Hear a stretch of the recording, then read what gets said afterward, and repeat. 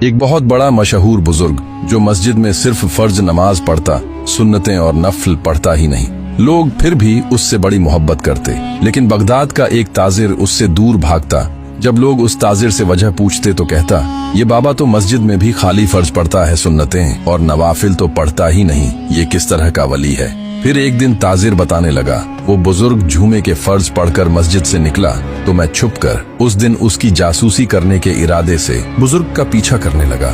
میں نے دیکھا کہ بزرگ بازار سے کھانے پینے کی چیزیں، کباب وغیرہ خرید رہا ہے۔ میں یہ منظر دیکھ کر سوچنے لگا، دیکھو تو صحیح، اس اللہ کے ولی کو یہ اللہ کی عبادت کو چھوڑ کر یہاں اپنا پیٹ بھرنے آ گیا۔ میں نے سوچا کہ اب یہ کہیں بیٹھ کر گرم گرم کباب کھائے گا۔ میں سوچ کر ہنس رہا تھا کہ تبھی میں نے دیکھا بزرگ وہاں بیٹھا نہیں بلکہ آگے چلنے لگا۔ میں بھی اس کے پیچھے پیچھے چلنے لگا۔ چلتے چلتے شہر سے نکل کر وہ جنگل کے راستے کی طرف مڑا۔ میں سمجھا کہ شاید یہ لوگوں سے چھپ کر جنگل میں بیٹھ کر مزے سے کباب وغیرہ کھائے گا، لیکن وہ جنگل میں بھی کہیں رک ہی نہیں رہا تھا، چلتا جا رہا تھا۔ میں بھی اس کے پیچھے چل رہا تھا۔ آخر کار چلتے چلتے جنگل بھی ختم ہونے لگا اور ایک پرانی جھوپڑیوں والی بستی آ گئی۔ بزرگ اس بستی میں داخل ہوا۔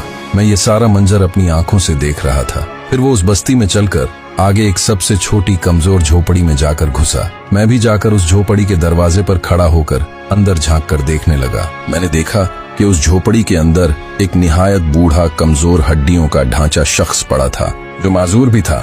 بزرگ اس کے سرہانے بیٹھا۔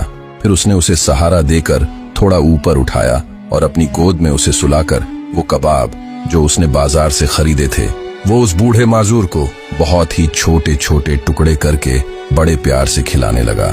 پھر جب اس نے کھانا ختم کیا تو اس کا منہ صاف کرتے وقت وہ بوڑھا ضعیف آسمان کی طرف دیکھتے ہوئے ہاتھ اٹھا کر بزرگ کو دعائیں دینے لگا کہ اللہ تو اس کی خدمت کو اپنی بارگاہ میں قبول کر اور اسے عزت والوں میں شامل کر۔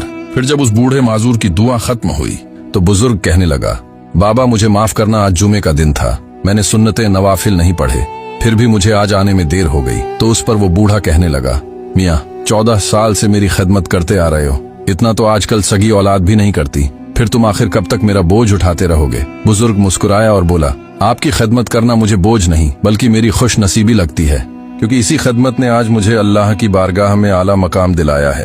لوگ سمجھتے ہیں کہ میری عبادت اور میری نمازوں نے مجھے اس مقام پر پہنچایا ہے، لیکن میرے اللہ کو میری عبادت سے زیادہ آپ کی خدمت کرنا پسند ہے، اس لیے میں سنتیں نوافل بعد میں پڑھتا ہوں، پہلے آپ کی خدمت کرنے آ جاتا ہوں۔ تاجر کہنے لگا، اس دن میں رو پڑا، بزرگ کے بارے میں کیا کیا سوچتا تھا اور وہ کیا نکلا۔ سبحان اللہ، سبق، کسی بے سہارا کو سہارا دینا اور اس کی خدمت کرنا بھی اللہ کی عبادت میں شمار ہوتا ہے۔